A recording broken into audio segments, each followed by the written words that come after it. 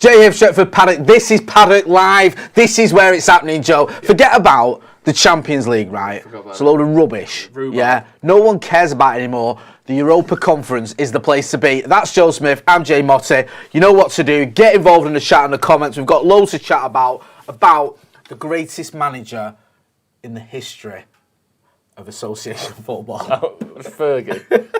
Who? Yes. Not Sir Alex Ferguson, no. The second greatest manager, Erik ten Hag. Apparently he's pretty good. And he's coming to Manchester United. It's practically a done deal now. Yeah. Agreement reached, all that jazz. You all know about that. But we're going to be talking about who will be joining him in his backroom staff. Because apparently he's already sorting that out. He's already got his wish list as to who he wants to join him in the Old Trafford dugout. So we'll be getting into that. We'll also be talking about how he ended up here as well, because there was almost a little bit of a twist in the tail. Almost missed his bus. He did. How exactly has he got here? That's what our worry is today. Yeah. From what mode of transport? The 50 from Salford Quays. What's your favourite bus in Manchester? My favourite bus in Manchester is... Yeah. I do like that one. I like the mega bus that goes to London. You like the bus that goes to London? Yeah. Spoken like a true Cockney. Well, I would say, says you who's born in London. Colchester's not London, well, actually. And I learnt the error of my ways. No, I would probably say my favourite bus is the one that goes up and down Oxford Road a million times a day. I don't know, the 192 is quite popular. I don't know if that's it. Is that it yours? Might be. My favourite, it used to be the 255 when I was growing up, and now it's the 100. Get involved in the chat, let us know your favourite Manchester bus, or any bus in general. We'll also be talking about Darwin Nunez. He's been on the score sheet again. He absolutely loves a goal, that lad. He's been linked with Manchester United. Some kid called Jurrien Timber. Carrying a bit of timber myself, Joe. Eh? Pathetic. Yeah, it was. I apologise. And also, we're scouting some kid called Enzo Fernandez. It sounds good. Sounds like a racing driver. I'm going to guess he's from abroad. Yeah. He is, and we'll be getting into all that as well. Far afield as Withenshaw. Bezic. Yeah. And also Ronald Araujo as well. We're scouting them all. We're linked with them all, and I can't pronounce any of them. So get involved in the comments in the chat and let us know what you think about this or anything else. If you're not doing as well, make sure you hit that subscribe button, yeah? Subscribe to the channel. We want to get 700,000 subscribers by the end of the season. With your support, we can do it. Jay, can I just stop you a second? Of course you can. I ran a 5k this morning for the first time in maybe 10 years. Well done, man. Running is the way forward. Thank you. Literally. And I'm not joking, I haven't stopped sweating since. What, is that an illness? Is that the end of my life? Like, are you hot? No. I'm fucking roasting. I know I've got a top on, yeah, but I haven't stopped sweating since 8 a.m. this morning. Did you drink yesterday? I had a couple of beers. That'll be it. Is it? Yeah, that's sweating out, yeah. It amplifies it, you see. Okay. So that's why I don't tend to sweat, because I don't drink. I do sweat, but not when I've been for a run. I'm not Prince Andrew or Prince Andrew trying to get myself out. The only thing that you have in common with Prince Andrew is that you nonsense. both love Pizza Express. That could have gone so horribly wrong. We could have stopped being friends there. Yeah, right. Listen, Craig Allen, welcome to the Academy. He's been a member. Thanks for joining the membership. Go and check out the members section. We've got a load of good stuff on there. Extra content. Ole Aston says, is Jay a Cockney Red? I was born in Colchester. I moved to Eccles when I was 2 weeks old. Ooh, 2 weeks old. 2 weeks, right. And he's already given up his London accent. I know. I put this on really. When the cameras aren't rolling, I'm like, cool, blimey, Gavner. Hey, shut your north and south. Big bloody camera put a smile on your Chevy Chase. And all that sort of, yeah, you know the dance. Yeah. The only Chevy Chase you do is when you're chasing ruffians out of your backyard, isn't it? Do not call my children ruffians. No, I didn't mean them. I meant their mates. Neil Murray says the 192 is the best bus. Proper Geezer says Jay doesn't sweat, he has a healthy glow. Stuart Hunter, right, we're going to address this, then we're going to move on. Stuart Hunter, who are you, Henry VIII? Yes, very nice, nicely done. He says, anybody else just full on depressed watching City and Liverpool, leave us in their dust, the good times will come back, won't they? Of course they will, right? Don't worry about City and Liverpool, yeah? They're small, they're irrelevant, they're stupid, yeah? They're ugly. They're ugly, they smell funny, They right? smell silly. It's all about Manchester United Football Club. That's what we're here to talk about. Don't you worry about that. So we'll get into the first topic of conversation when it comes to Manchester United Football Club. Quite literally my favourite football club ever. Erik ten Hag. Yeah. Now, as you may be able to see from the graphic there, I can't see it because there's a big thing in the middle of it, but Ten Hag wants Van der Gaag. It says there. And this is from Laurie Whitwell in The Athletic, friend of the channel. He's been on several times. We all love Laurie. He says, Erik ten Hag is understood to want current assistant Mitchell van Gaag to join him at Manchester United. Now, it's quite easy to go, right, okay, what else? Yeah. But it matters a lot, doesn't it, getting the right assistant? Because I'll tell you why, we saw it with Moyes, got off to an absolute stinker straight away when he appointed Steve Round and Jimmy Lumsden, right? Didn't have the respect to the players, never been at a club remotely the size of Manchester United, or had any progressive coaching methods that the players could embrace. No. Apparently, the rumours were doing the rounds that Steve Round's nickname throughout the players was "fuck off," because that's what they used to say to him. Was just a disaster. Phil Neville came in as well, and Ryan Giggs was a coach, but apparently Giggs felt marginalised. Phil Neville, don't get me started, like the guy, but let's get fuck off. That's yeah, great, isn't it? yeah. That was what I don't know, but that's what everyone was saying. There was the rumours doing the rounds at the time. Now, when you fast forward to when, because Van Gaal had Giggs, didn't he? And he had other coaches as well. Now, Jose had his coaches, then he brought in a lot, and he had Rui Faria, and he seemed to lose a little bit when he lost Rui Faria, didn't he? It seemed to affect him in a negative way. And I remember we sat down with Duncan Castles. I know he's not everyone's cup of tea, but he does know a lot about Jose and his coaching and stuff, and he said that Rui Faria did a very underrated job at Manchester United when it came to the training and coaching, and there's no denying that once he left, the results went south. I'm not saying it's all to do that, but it looks like it could have mattered. We know people were slagging off the likes of Carrick and McKenna, yet Carrick, as a little caretaker, did a sterling job, didn't he? So you want the manager to get it right, do you? Yeah. Are you happy with the fact that it looks like he's going to keep his assistant? Would you want to see him bring someone in? Because it's not just that as well. There is talk of him obviously having other members of his coaching staff, including possibly an ex-Red. But for his assistant to come with him kind of makes sense to me. Yeah, it does. And if he's good, then part of the reason he's good is because his coaches are good. Yeah. I know he's a coach himself as well, less in the sort of Ferguson manager role, more of a kind of tactician himself. But audio's out of sync, by the way. Apparently, we'll get that fixed. Yeah, hopefully we'll get that sorted. But yeah, it's not just the manager that's doing all the work. It's his coaches, and it's how he interacts with people on the bench and on the sidelines and in the training areas. But I don't think that anyone knows enough about this guy to say how good he is. No. He's obviously doing a good job with him at Ajax. Yeah. But we saw from McKenna and Carrick the amount of stick they got, Phelan and everyone saying it's not Ollie's fault, it's the coaches, or it's not just Ollie, it's the coaches, we've got to get rid of everyone. So he's bound to get some stick. He's not just immune to it because he's under Ten Hag. The coaches are names that people now know and tweet about and find and research and do people know these people almost as much as the manager. So it's a big job for him if it is Van der Gaag, which would make sense. But yeah, he's going to be under a lot of pressure, as is Ten Hag, because it's not just, who's the manager and that's it. It's, should we change the backroom staff? Do we need another one of these? People are saying it now, aren't they? So much detail. Darren Fletcher and people aren't getting a load of grief. Obviously, it's not just Mitchell van der Gaag even. There's talk of René Merlenstein coming back in. Obviously, again, we've had him on the channel. I love René. It'd be great to see him back in the fold. Jaap Stam, the best defender I've ever seen. Van Persie. So it seems like there's a few being linked, mainly because of the Manchester United connection and the Dutch. So, he's Dutch, he's got United, he's going to bring in an ex-Manchester United player from Holland. Maybe he will. We don't know, do we? It's a lot of speculation at the minute. We do seem to do this thing of having an ex-player in, though, don't we? Like you said, it was Giggs originally, then it was Carrick for a long time under Jose and under Ole. It does seem to be something United want to do. I mean, a lot of teams do it. Like, someone like Brian Kidd at City. What is he doing day to day? Do we know, or is he there to kind of keep continuity? Just went to City so they could pretend they had some sort of ex-legend there as part of the backroom staff, to be honest with you. But I think that's kind of what it is. Yeah. I think that's kind of what you would be looking at with a Van Persie or with a whoever it may be. It's weird, isn't it? Like, I've already seen this already now. Like, and I'm not guilty of it myself because I love Michael Carrick and I never really criticised him the way some others did.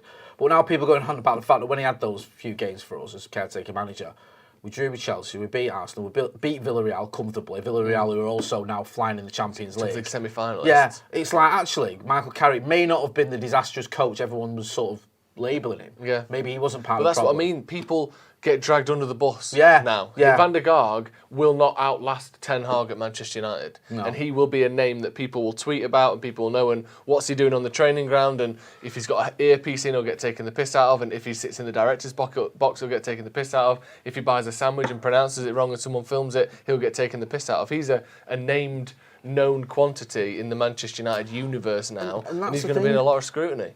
Who actually knew him? And be honest with yourself, right? Get involved in the chat. Did you know much about this guy? What, Van der Gaag? Yeah. Yeah. All right. Yeah, go on then. What's his favourite colour? Infinity. Oh, you did know him. Yeah, because he doesn't think about colours like you do. Oh, what's your favourite colour? And you go, poo. So yeah, when you ask him what his favourite colour is, he says infinity, justice. Because he Creedence Clearwater colours Revival. as colours. He sees them as numbers. He sees them as opportunities, Jay. Yes. What's your favourite colour? Pigs. That's what you say. It's rubbish. Yeah, so Ten Hag's assembling his backroom staff, which is what we want to see. Obviously, he's genuine. He's not just going to come here on his own and go, okay, Richard Arnold, who have you got for me? Yeah, who am I working with? Oh. Who else is in the dugout with me? Oh, right. Oh, Mickey Phelan sticking around. Oh, and right, you're giving Ed Woodward a new role as first team manager. First team coach. Yeah, that sounds good. Get involved in a chat in the comments. Let us know if you do know a lot about Van der Gaag. I can get his name right, that'd help.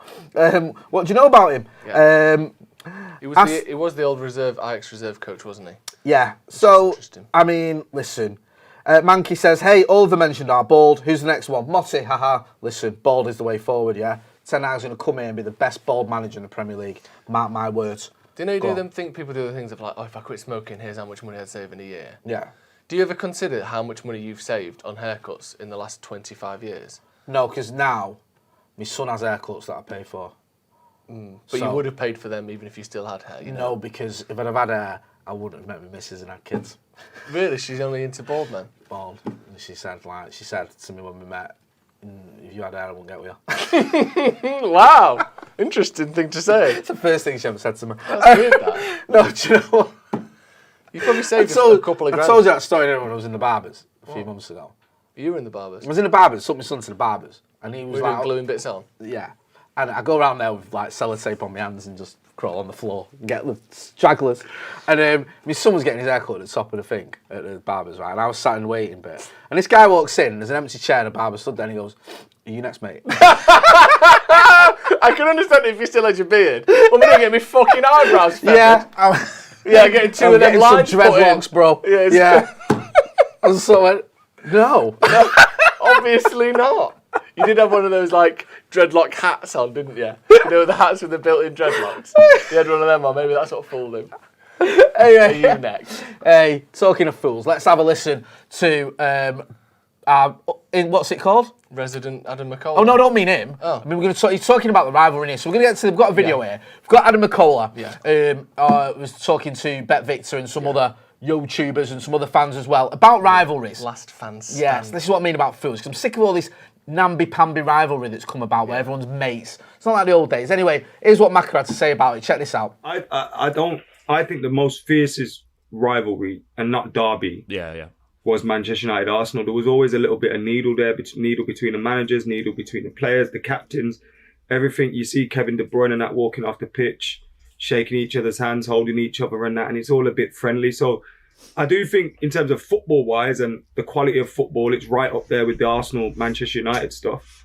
But I do think there's not enough needle there for that to be the fiercest rivalry. Where's the Vieira and Keane rivalry? Although in terms of the quality of the football, it's of course right up there. In terms of a derby, I've always felt, obviously, Manchester United, Liverpool's biggest two teams, and when we play each other, I'm more nervous for that game than anything else, but the quality of the games is never really great. As a neutral, I always enjoy watching the North London derbies because they are usually good games of football, do you know what I mean? But yeah, in terms of the fiercest rivalry, I have to go Man United Arsenal. It's because of all I've got to hold on to is the past. And believe me, I'm holding on to it.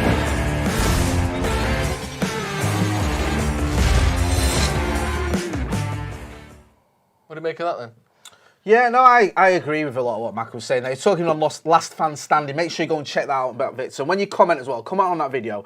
Let them know that you're coming over from Stretford, Paddock. Yeah. You know, when I was looking at like the Pep and the Klopp sort of handshake, and there's all this thing of mutual respect and making comments about they make football beautiful and they're one of the greatest teams ever and he's one of the best managers ever and all this sort of praising each other. And just give me Sir Alex Ferguson laying into Arsene Wenger. Do you remember? I remember when Arsene Wenger arrived in the Premier League, and everyone was raving about him. And there was this thing about he was called the Professor, and he spoke 5 languages. And Fergie was asked about it, and he went, "I've got a kid who's 15 years old from Sierra Leone or Ivory Coast, training with me, and he speaks 5 languages. It's a load of rubbish." And it was that sort of thing. He set his stall out straight away. Yeah. And I remember when he said about, because Wenger had come over from Japan, he'd been managing at Grand Passat, I think. And Fergie laid into him about that. It was like, I think he needs to go back to Japan and look at his coaching there because he doesn't understand the Premier League. It was like straight in on it. Fergie and Benitez used to get on when Benitez was at Valencia. They had a really good relationship. Remember the first time Benitez came here when he was Liverpool manager, they were chatting before the game and everything. That soon ended. Yeah. As soon as there was a rivalry and Benitez was doing well, Fergie, him and Fergie were horrible to each other. And you remember Benitez had that meltdown. Keegan had a meltdown. You know what I mean? The only reason Wenger and Fergie became mates again was because Wenger stopped winning trophies. So rivalry, I like a bit of fierce rivalry. Not just the managers, on the pitch as well. You want to see a bit of that. Yeah. And all this sort of, listen, I get it's a different era, it's a different age, and, football's not as rough and tumble as it is, but come on, we want a bit of needle, and you're not going to see, Fernandinho and Jordan Henderson squaring up and threatening each other in the tunnel like you did with Keane and Vieira. You're not going to see any of that shit. It's just, I think social media is one part of it. Like we were saying the other day, the fact that people, Spurs' official account is defending Harry Maguire for getting booed for England, which I don't think he should have been booed for England, but that's the era we live in now, where clubs will defend the players of other clubs, other rival clubs, on social media, and that's the expectation is that everyone's friends and we all get along because we all agree with each other. Really, that shit. And also, even just on the pitch, what kind of rivalry is it where one team wins one trophy in 32 years and the other wins 5 of the last 6? Yeah. 4 of the last 6 if they win. If they win this season, it's 5, isn't it? So it's not much of a rivalry. I know Arsenal didn't actually win that many trophies. Well, no, because let's have it right. At least they won a couple. In 9 years, United and Arsenal were the only teams that won the Premier League. Yeah. And Arsenal won 3 of them. Yeah. So that's not bad. That's proper. That's Liverpool a rivalry. And when they won it, we didn't. Yeah. And when we won it, they often finished second. Yeah. So it was a proper rivalry. Now, Liverpool have finished, in the top 2, I think 3 times in 10 years or something. They've won the title once in 30 years. Yeah. And now it's like, this is the best rivalry and all that. For it to be a proper rivalry and it's be up there with the likes of United versus Arsenal and some of the other ones we've seen, you need that sustain. You need it from both teams as well. Even if City just dominate and Liverpool have one title, that doesn't mean it's the best rivalry ever. No, even United Chelsea's a more genuine rivalry because it went back and forth. Well, look, what was it from 2005 to 2011? Yeah. Again, the only 2 teams that won the Premier League were United and Chelsea, and also we played each other in the Champions League final. Yeah. So you don't get much bigger than that. So and the FA Cup final as well. I stopped just doing a double. It was. But again, it's this whole thing, and a lot of it is manufactured by Sky. They want to sell the products, and it's like, you're now witnessing the greatest rivalry ever and all that sort of jazz. But for me, it's not quite up there, and I don't think it ever will be. Should we move on to happier thoughts? If I can find it, yes. This is just on the Ten Hag thing. Jonathan Schrager, who's been on the channel, reliable guy. He said that actually RB Leipzig did try and get Ten Hag, last minute sort of significant offer to try and get Ten Hag. That may have lit a fire under Man United and went, hang on a minute. Because there was rumours doing the rounds, weren't there, that Leipzig were looking at him. Then I think it was Patrick Berger was like, that's not the case. But Jonathan Schrager, who's, like I say, he does his own work, he's saying that there was actually a significant offer, but it wasn't enough to make Ten Hag go there. This whole thing of he might have gone to RB Leipzig, and maybe they made an offer, maybe they're interested, is one of the most obvious playing the system, Erik Ten Hag, actually negotiating, putting out rumours and stories that he might be going somewhere else to get something more out of Manchester United. It's like United fans generally, because we're so broken and hurt and fragile because of how things have been for the last decade, we forget that a negotiation with United is similar to a negotiation with anyone else, where both parties come to it and want something from the deal, where United go, we want you to manage our club, and he goes, well, I'll do it on this, and this, promise. And then he goes, well, and if we don't do that, I might go to RB Leipzig. But that was clearly to force United's hand. Yeah. Like I said, we're so fragile and nervous and worried that as soon as a rumour comes out about going somewhere else, he's going to go there then. He's going to go, that's RB Leipzig taking him then. Well, no. What have they got to offer him that United don't? It's not like they're offering him more trophies. They win precisely fuck all every season. Won't be able to give him as much money as we will. Won't be able to play with the stars that United can. They're worse than Ajax. Like RB Leipzig are an up-and-coming team, I get that. Maybe in 10 years they might have won a few things. But generally speaking, they're just a bang-average European team. Yeah. So I don't understand why he would have ever gone there over Manchester United. Maybe because he'd have a bit more freedom, but he's got that freedom at Ajax. So it always just felt like a negotiation tactic to me, and only for the fact that we're so fragile and nervous as United fans because of how bad things have been, that anyone ever believed it. He was never going to go there, I don't think, over Manchester United. It doesn't make any sense. Why would he? No, it doesn't. I think, whether there's a bit of kidology here or Leipzig in, managers do brief the press and stuff, like, get a few feelers out there and say, you know what, Leipzig are in for me. If United don't get the finger out, then that can happen. So, look at it too deep and goal. We nearly lost out there. I'm with you there. I completely agree with everything you've been saying. Everyone who's watching, hit the like button. Yeah. We've got over 1,800 people watching, not even 200 likes. Let's get to 300 likes. Come on. 300 likes, that's the next target. Hit that like button. Henry Lakin says, late to the chat, but 192 is by far the worst bus. Used to have to get it home after a night out. Seen birds getting fingered on it multiple times. Minging. Same person or different people? Second point. Yeah. The fact that it was there for you after a night out doesn't make it a bad bus. It makes it a great bus. It's a service bus. Any bus can be here when the sun's shining and you want to get from A to B. What about when it's raining and dirty and there's garlic mayo on the floor at 3 a.m? The 192 is your friend. The 192 is your friend. There you go. There's a sentence I don't think you hear very often. Should we get on to Darwin Nunez? Yeah. He's been at it again, hasn't he, this kid, scoring goals, Little tinker. Yeah. Big tinker, actually. Sorry? Big tinker. He's a big lad, isn't he? Yeah, 6'2". Hey. Hard as chuff. Hard as chuff, as they say in workshop. United chase Benfica star Nunez. As per David Ornstein, United face stiff competition. What's the stiffest competition you've ever faced? None of your fucking business. Alongside Chelsea. They called him the pole vaulter, didn't they? Jesus Christ. Called him the tripod. Hey, if you know what I mean. And it wasn't because he was a cameraman. Alongside... Big knob? Yeah. Was it? Was it because he had a big knob? Is that what you're getting at? It was like a third leg, like a tripod would have, but instead of it being a leg, it's actually his knob? Is that what you're saying? He had 3 eyes. No. Right, it's alongside Chelsea and PSG for Darwin Nunez. Yes. This is the kid who scored... Hang on, I can do this. Go on. I'm going to get it wrong. 31 goals this season. 31 goals in 34... No, it's 32 goals in 35 games so far this season, I think, because he scored tonight, didn't he? So he's obviously a goal machine. Relatively young. Well, he's very young. He's 22 years old. Mm-hmm. Extremely young. Been linked with a load of clubs. United amongst them. Looks like he ticks a load of boxes. We definitely need a striker because we all know the problems we've got up front, which I don't need to keep going on about. Does he fit the bill, Joseph? Because you did a scout report the other day. For check it out if you haven't already. Nice little 5-minute, everything you need to know about Darwin Nunez. Does he fit in? What's he good at? What did you reckon? Yeah, he looks like an interesting player to me. He's one of those, because he's a big lad. He's not the most sort of tricky, nimble of players, but he is decent for his size in terms of dribbling and taking people on and stuff. He's a good player. The thing I like about him most is, and again, I sort of mentioned this in the video, but he's a great finisher. And I know you would assume because someone's a striker, they're a good finisher, but we've seen plenty of strikers who rely on, repetition and numbers and positioning to get them the goals. He's just an excellent finisher as well, which is really good, and that's something that he's probably going to score goals his whole career wherever he is because he can get the ball from the 18-yard box into the back of the net, which is really good, especially for a younger player.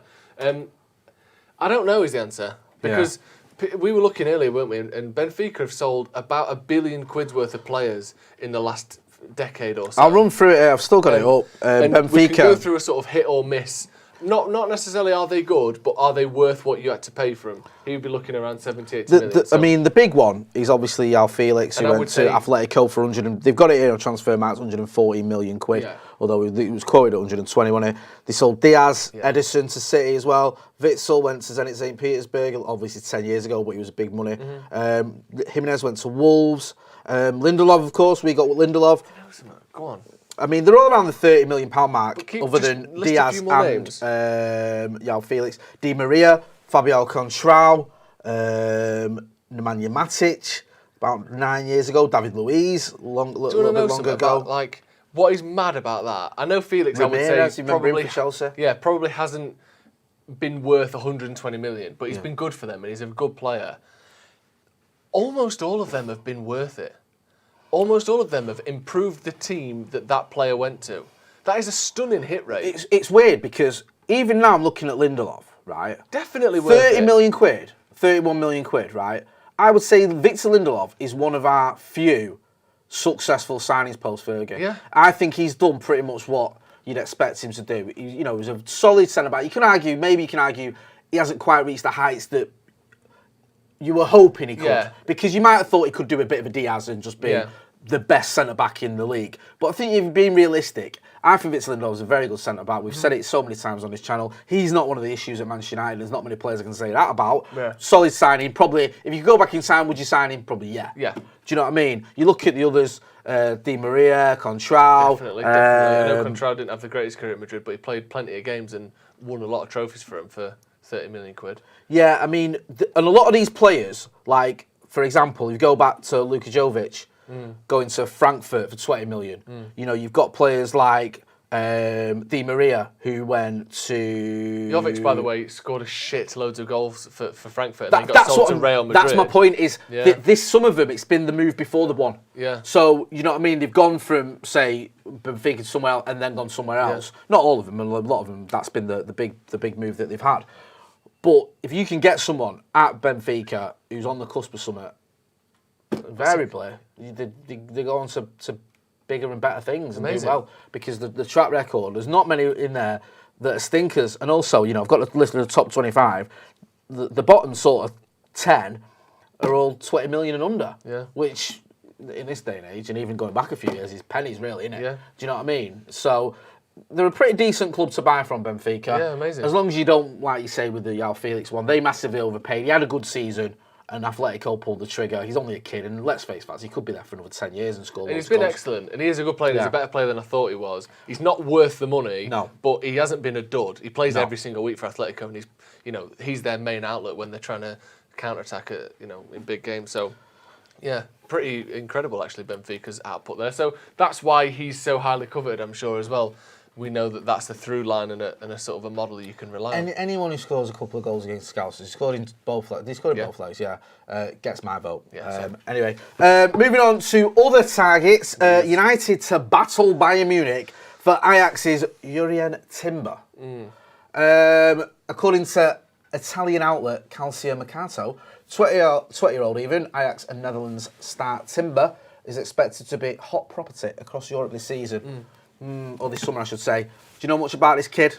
I know that he's very highly rated. I know that he's a good, promising young player. From what I heard, he's not necessarily ready for United's first team just yet. Yeah. I don't know if he'd be someone that comes in and plays alongside Varane from week one, but he looks very promising. I mean, a young centre-back, yeah, great. I'm not sure. I don't know. I just feel one thing I would say, can I give you something back here? Go on. If Ten Hag will have his largest sort of grace period at the start. Yeah. Like he's from him signing his first contract to winning a trophy. Yeah. That is the most where people will go, you know what, take your time. Yeah. If it's from season 2 to season 3, he'll get a bit less time. Season 3 onwards, basically you got to start winning. But from signing that first deal to winning his first trophy, he could probably go 2 years and not get sacked, as long as, with things moving in the right direction. If you're ever going to buy a young, up-and-coming centre-back who you want to be in your team by the time you start winning, we have to do it now. Yeah. So do you not think we might see a few more risks this window, because Ten Hag knows, right, the fans and the board will give me 1 year, probably scot-free, unless I really fuck this up. Now's the time to take the risk in the window that really could pay off, but, might cost me a bit if they don't quite work out. Because after that, he has to start playing it safe a little bit.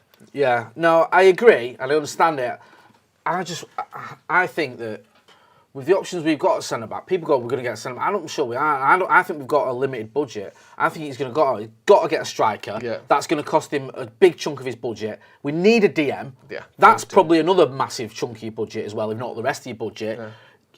And you might, if you are going to bring in someone like a fullback as well. I mean, people go, we've got Luke Shaw, we've got Alex Tellers, both flawed in my opinion. Diogo Dalot, Alan Wan-Bissaka, again, both flawed. Yeah. And I think this kid, I'm not sure this kid can maybe play at fullback as well. I know he's primarily a centre-back. I just don't know. I think it sounds to me like that wouldn't be a priority for him, that position. Because at centre-back, you've got Lindelof, you've got Maguire, you've got Varane. Now, he might look at that and go, out of those three, I've got 2 centre-backs I can work with. Do you know what I mean? So is he going to bring in someone who's probably going to be third or fourth choice? I'm not so sure. Because, again, I think his budget's going to be limited. I think if he had a £200 million transfer kit this summer, he'd probably bring in, because he obviously knows him, doesn't he? Yeah. So it wouldn't surprise me if he did go to Ajax and maybe buy someone. I just don't know. I just feel it amazes me to say this, but it's like we need about 4 or 5 positions filling. I think striker and defensive midfielder, whichever type we go for, whether it's a Neves style or a more sort of robust kind of tackling style. Yeah. We need those two. Yeah. Those two are the crucial ones, and then after that, you could say, like you said, a left back and a right back, and then maybe a goalie, and then maybe a centre back. Raul Alfred says Timber plays right back also. That could be a kick it out if he thinks he could do a job there. My only concern with that is typically these days successful fullbacks are people that in your head could either play fullback or winger or centre mid. Yeah. It's not usually the centre back, right back style anymore, is it? That presumably, again, I haven't seen a whole lot of him, but if you're playing centre back and right back, you're probably more of the physical, tall,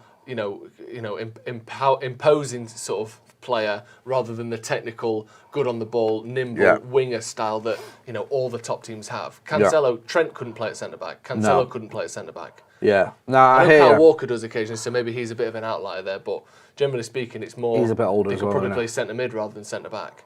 Gonna get into. I think Andy Tate is in the chat. To Andy. Andy Tate saying maybe we need to get some free transfers. Stacey says, to be fair, we have a lot of money coming off the wage bill. We do, although we might be losing some of that if Paul Pogba signs a deal that he's apparently been offered, which is £500,000 a week, apparently. According to some, I don't know. This is what's doing the rounds. Daniela Araya says Timber can play CDM too. Right, let's move on. Yep. United send scouts to watch 21-year-old River Plate midfielder. It's a new position I've invented. It's unorthodox. Sue me. Enzo Fernandez.